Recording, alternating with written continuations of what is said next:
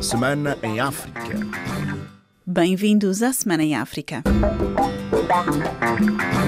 Em Moçambique, no início da semana, o ciclone Gombe provocou 11 mortos na província de Nampula, no norte do país. Mais de 115 mil pessoas foram afetadas por este fenómeno meteorológico. Orfeu Lisboa descreveu a situação. O primeiro-ministro Adriano Maliana está na província de Nampula a efetuar o levantamento dos estragos causados pelo ciclone tropical Gombe, que matou 15 pessoas, e aponta as prioridades do executivo na reposição dos serviços básicos. Água, energia, vias de acesso e depois encontrarmos as soluções para as pessoas poderem regressar às suas casas muito rapidamente. Já na província da Zambésia, também seriamente afetada pelo ciclone, o delegado do Instituto Nacional de Gestão de Risco de Desastres, Nelson Ludovico, revela o que não escapou à fúria do fenómeno. De perto de 125 casas, afetando igual número de famílias, um universo de 610 pessoas, e também tivemos o registro de 17 feridos.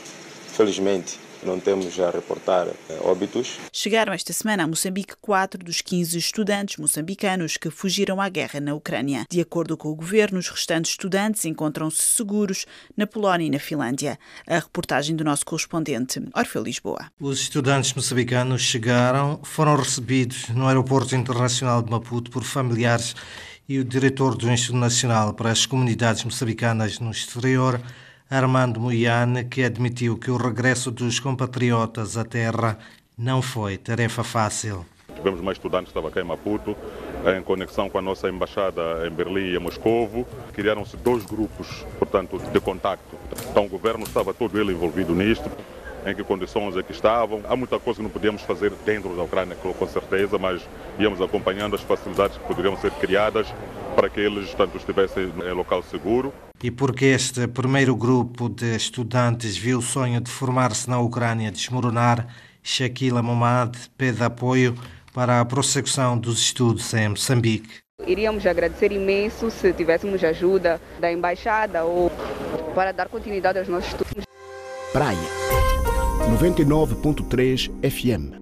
Em Cabo Verde, o presidente angolano, João Lourenço, levou a cabo uma visita de Estado, onde um dos principais temas da visita foi a transportadora aérea cabo-verdiana. Odair Santos relata o que se passou. O presidente angolano João Lourenço manteve na manhã de hoje um tete-a-tete com o seu homólogo cabo-verdiano e depois, numa conferência de imprensa conjunta com José Maria Neves, João Lourenço disse que o momento é de recuperar o tempo perdido na cooperação Angola-Cabo Verde e destacou a cooperação na área dos transportes. Do transporte aéreo, do transporte marítimo, e queremos, portanto, começar com este setor dos transportes. O primeiro avião que vem em formato de leasing para estar ao serviço da Companhia de Transporte Aéreo Cabo-Verdiano até a CV acaba de aterrar aqui na cidade da Praia. Portanto, não queremos perder tempo, queremos, com factos, com gestos concretos, começar a trabalhar em prol do reforço da cooperação econômica entre os nossos 2 países.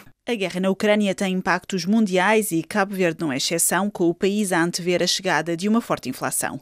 O nosso correspondente Odair Santos traz as preocupações dos cabo-verdianos. O governo cabo-verdiano considera o atual contexto de guerra na Ucrânia muito imprevisível, incerto e inseguro, com o aumento de preços de produtos petrolíferos, bens da primeira necessidade e de transportes internacionais com implicação direta na economia cabo-verdiana, segundo o vice-primeiro-ministro Olavo Correia, situação que leva o executivo a ponderar um orçamento retificativo em 2022. O quadro é instável, o quadro é incerto, o quadro é muito volátil e nesse quadro nós temos que estar atentos e todos os dias temos que rever os cenários e em função dessa avaliação e dessa revisão podemos depois tomar as medidas em relação ao orçamento retificativo ou não, mas neste momento ainda não temos nenhuma decisão em relação a esta matéria. Por outro lado, a Associação para a Defesa do Consumidor quer medidas rápidas para colmatar a oscilação e aumento de preços de alguns produtos que, em alguns casos, chegam a atingir mais de 150%. A presidente da ADECO, Eva Caldeira Marques, apela aos consumidores a denunciarem quando os preços são exagerados. Vamos reagir quando nós vemos que os operadores económicos ou que as autoridades não estão a funcionar.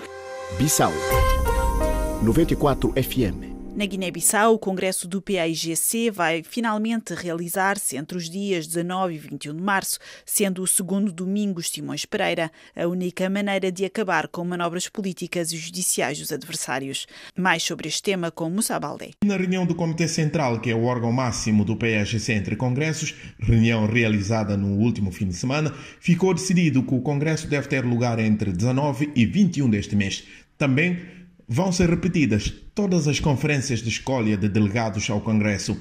O líder do PAIGC, Domingos Simões Pereira, entende que esta será a única forma de desbloquear o Congresso e acabar com o que diz ser manobras políticas e judiciais dos adversários. Moussa Baldé, Bissau, RFI. Fogo 100.7 FM. Esta semana, pela primeira vez na história, um africano foi galardoado com o mais importante prémio da arquitetura. Diabedo Francis Kéré vive na Alemanha, mas é oriundo do Burkina Faso. Vamos ouvir a surpresa deste arquiteto africano. Quando me ligaram, não acreditei quando me anunciaram o prémio. E quando finalmente percebi, houve um sentimento de gratidão. E ao mesmo tempo um sentimento de grande responsabilidade. Que alegria, que felicidade receber este telefonema. Simplesmente porque quando comecei a fazer arquitetura, tentei fazer uma ronda para recolher ideias e informações na era pré-industrial na Alemanha e associá-las com o que se faz no Burkina Faso para criar uma corrente moderna. Sempre tinha utilizado materiais locais, disponíveis em abundância e que não prejudicassem o meio ambiente. E por conseguinte, ver este trabalho recompensado por esta fundação, com este prémio prestigioso, eu digo Ena. Daí o falar em sentido de responsabilidade para continuar a trabalhar na mesma senda. Maputo 105 FM. No Mali, o governo de transição vai suspender as emissões da RFI e da France 24 em todo o país. A junta no poder disse que houve falsas alegações sobre abusos cometidos pelas Forças Armadas malianas, mas a RFI e a France 24 transmitiram a declaração da alta comissária das Nações Unidas para os Direitos Humanos, Michelle Bachelet. A Comissão Europeia já reagiu e considerou a decisão inaceitável. Uma fuga para a frente, segundo a porta-voz da Comissão Europeia, Nabila Masrali, por parte da junta militar do Mali. A União Europeia lamenta as acusações sem fundamento das autoridades de Bamako, uma atitude que considerou como inaceitável. Já a France Média Monde Holding, que engloba tanto esta estação emissora, a RFI, como o canal televisivo France 24, lamenta a suspensão do sinal dos dois meios e rejeita as acusações que poriam em causa o profissionalismo das suas antenas.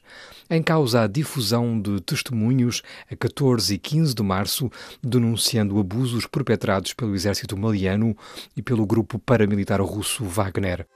São Tomé 102.8 FM. Esta sexta-feira celebraram-se os 60 anos dos Acordos de Evian, que terminaram a presença francesa na Argélia após uma guerra feroz entre os dois países.